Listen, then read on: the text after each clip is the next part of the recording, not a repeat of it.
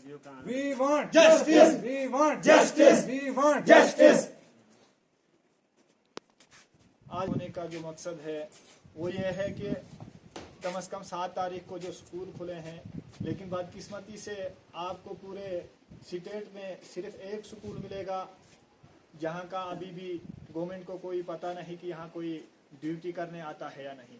बारहा हमने गवर्नमेंट को इसके बारे में बताया भी है, हालांकि हमने सीओ साहब को भी इसके बारे में एप्लीकेशन दी थी, लेकिन अभी शायद उसके जो जेडियो हैं वो अक्टूबर में उसको वो रिपोर्ट पेश करेंगे कि यहाँ की क्या सूरत हाल है। हम बताना चाहते हैं हुकाम बाला से कि हमारा जो स्कूल है कम से कम जब से स्कूल खुले हैं तब से ये बंद पड़ा है, क्योंकि आज की डेट जो है कम से कम 25 मार्च है, लेकिन यहाँ पर कोई देखने को भी नहीं आया है इस स्कूल में। हम गुजारिश करते हैं सीओ साहब से भी, डीसी साहब से भी, जितने भी हायर अथॉरिटीज़ हैं उनसे हम ये कहना चाहते हैं क्या इस टेक्नोलॉजी के दौर में भी हमारा बच्चा तालीम के लायक नहीं है? आप हमें थर्ड क्लास सिटीजन्स क्यों तस्वुर करते हैं? इसलिए हम गुजारिश करना चाहते हैं कि हमें जल्द से जल्द यहाँ पर देखा जाए कि जो भी यहाँ पर एक्यूज्ड पाए जाएंगे जो ड्यूटी नहीं करते हैं उन हजरात से पूछें और उनको यहाँ पर आने के लिए बताएं, और ज़रूरी जो एक्शन होगा कानूनी तरीके से वो उनके खिलाफ किया जाए।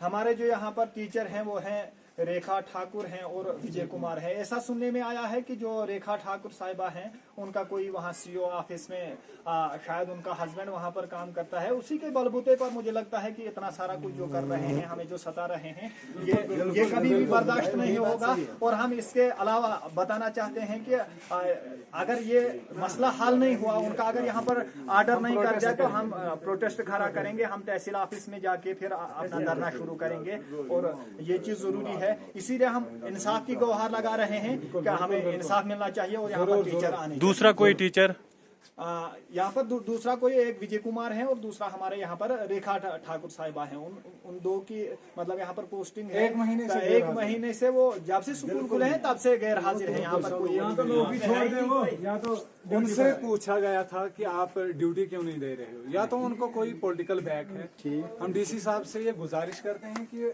इसकी भरपूर इंक्वायरी की जाए कि वो किस तहत यहाँ पर नहीं आ रहे हैं, वो हंजल स्कूल में कहीं पढ़ा रहे हैं। अगर अटैचमेंट और डिटैचमेंट गवर्नमेंट ने बंद किया, ट्रांसफर पॉलिसी जो है वो खत्म की है, तो वो किस बिना पर रेडियो साहब उनको पैसे खाकर वहाँ भेजता है या कोई पॉलिटिकल बैक है उनके पीछे?